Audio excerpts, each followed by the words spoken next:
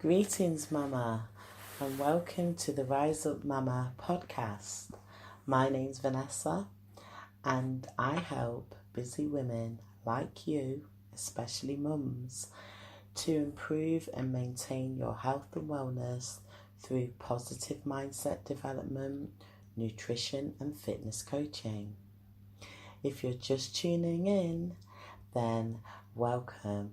I'm on a challenge that's been set by an online marketing coach, and the challenge is I have to produce an audio recording every day for 1 year. So thank you for tuning in. You're on a journey with me. Today's day 4. I have set out my intention for a magnificent March, and so far, so good. Today we're going to talk about women's health and why it's so important. And I'm going to base most of this audio on my own experience, which has actually happened today. But this is around the fact that, we're in March, it's spring, and I'm coming up to be celebrating my 45th birthday at the end of the month. And when you get to this age, I personally feel that health does become one of the top priorities. I obviously can't speak for everybody else, but thinking about my own life, since I got to I was about 33, and I really started to tune in on my health. So I can remember when I was in my 20s, and the age of 40 seemed like a lifetime away, but it actually hasn't been. I've had ups and downs along the way, challenges, but I've also had lots of celebration. And every day I give thanks for my life. I'm getting closer to the milestone of reaching 50, and I want to feel fabulous and look fabulous in my 50s. So these are very exciting times ahead. But, we have to be aware of the here and now. And this morning I found myself nagging my partner again about his smoking habit. Now, I used to smoke myself, so there's no judgment in anything that I'm about to say. I actually started smoking when I was 15. And during my experience as a smoker, I never really smoked a lot, but, I'd smoked for a long time. And actually, I'm remembering there was a time when I went on a girls' holiday to Spain, and I did smoke quite a lot of cigarettes during that experience. But apart from that, I never really was a heavy smoker.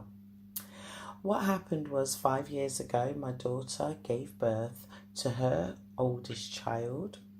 So my granddaughter Elizabeth arrived, and I decided that it was time for me to stop the habit.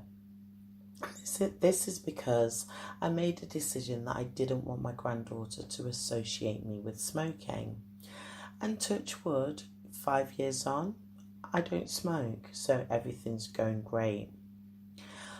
However, as you and I know, there are dangers associated to smoking.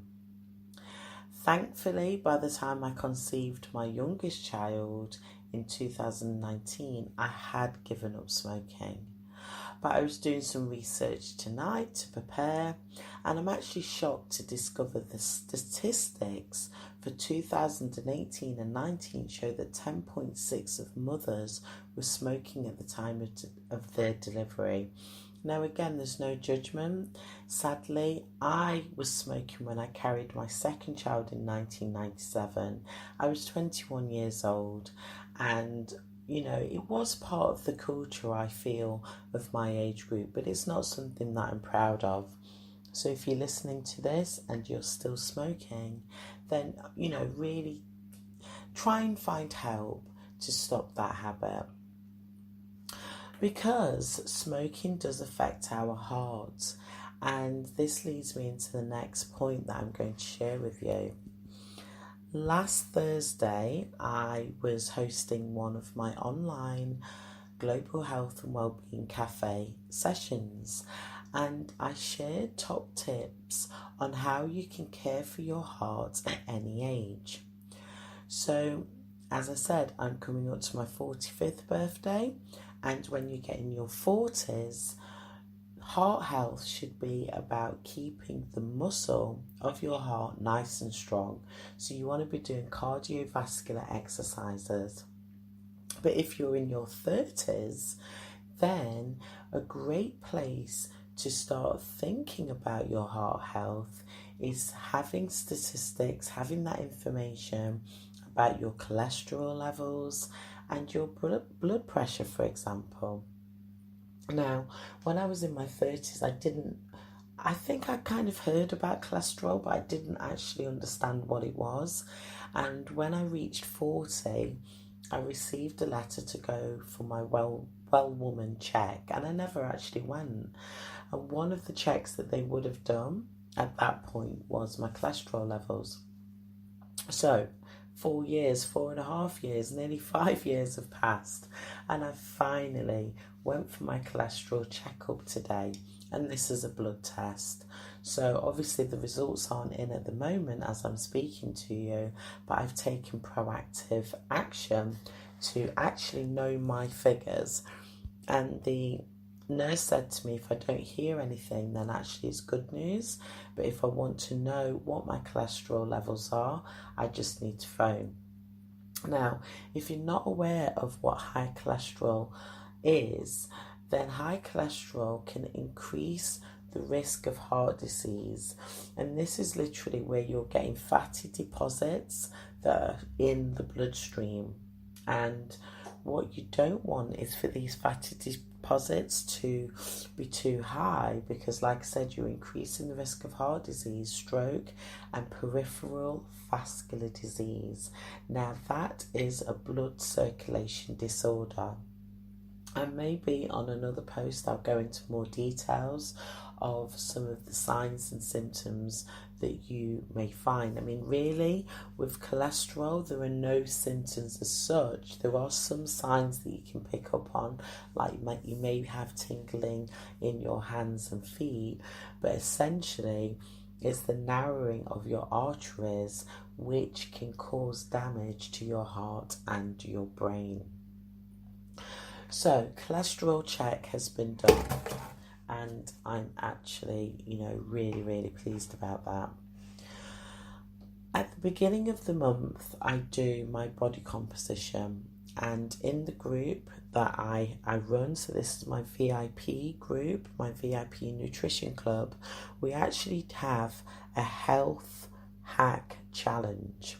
So I've posted my body composition stats in there, and the body composition is really looking at different aspects of your body. So this is your fat levels, it's your internal fat, your water level, your lean muscle, what else is picked up, how well you are actually functioning, how many calories you're burning, and just lots of different things. So today I had some good indicators.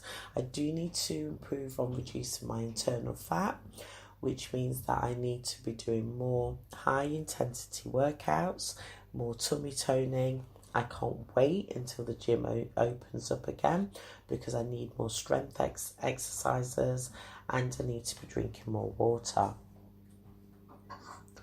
But essentially what I do every month is I do check those numbers, because when you're looking at your own numbers, it lets you know how, what areas you should really be improving on in your life. So this is something that you can be looking at every single month. But another check that I had done today was a smear test. And, I was invited to have a smear test, I think, at the end of last year. And I was all set for going. But as I'm recording this, it's 2021. So we were actually in the middle of the health pandemic. And I did put off going for the appointment. Now, luckily, the health service they take the smear test very, very seriously, and they have sent reminders. Now, when you're going for your smear test, then obviously you have to factor in your actual monthly cycle to make sure you're not bleeding. So I had to work out all of that. So as soon as my cycle ended in February, I booked in, and I've had a test today. Now, cervical cancer develops in a woman's cervix, so that's the entrance to the womb from the vagina, and it mainly affects sexually active women between the age of 30 and 45. Now, what I found out is 1 in 4 women do not attend their tests. So obviously, I've just said I was part of that statistic. I was invited for a test. I didn't go straight away. But ironically, 1 in 9 women say that they would take a test if they knew that having the test could prevent cancer. Now, if you're listening to this recording and you're based in England or in the United Kingdom, you may remember a lovely young woman, reality TV star by the name of Jade Goody.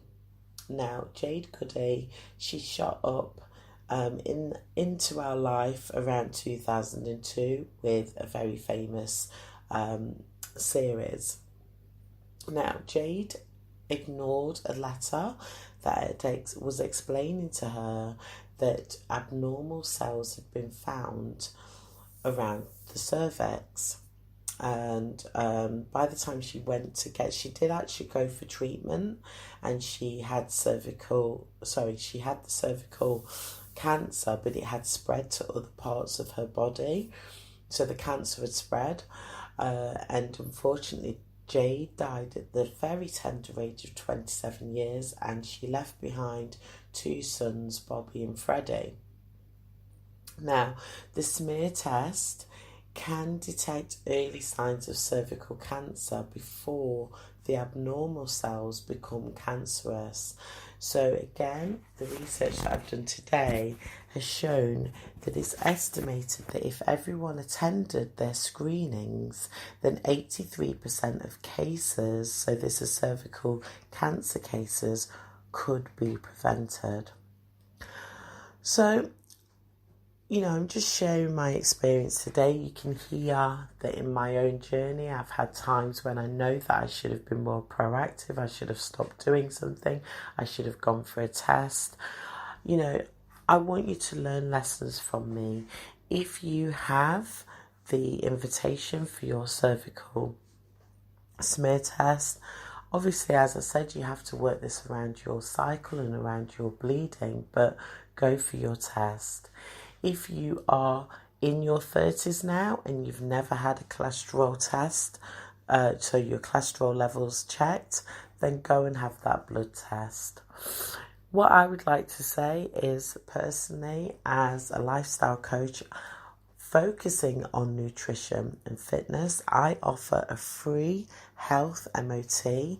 So this isn't, anything as intimate, let's say, as the cervical smear test, and I won't be taking any blood from you.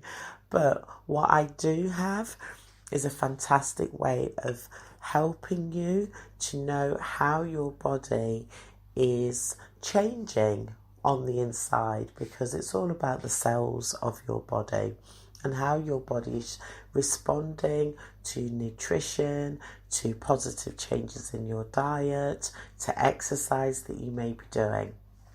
And this really does help to focus the mind. So what you'll find is a link in the description to this podcast to invite you. It's a free health MOT. I can do this virtually. If you live in the same town as me, we can do it in a safe way, where you're actually coming to see me and you are stepping onto my meter scales and we're having those measurements done. If you're not able to come and see me, we do have ways around it where we can still get the information, which starts with an online wellness evaluation form. So that's available to you. So like I said,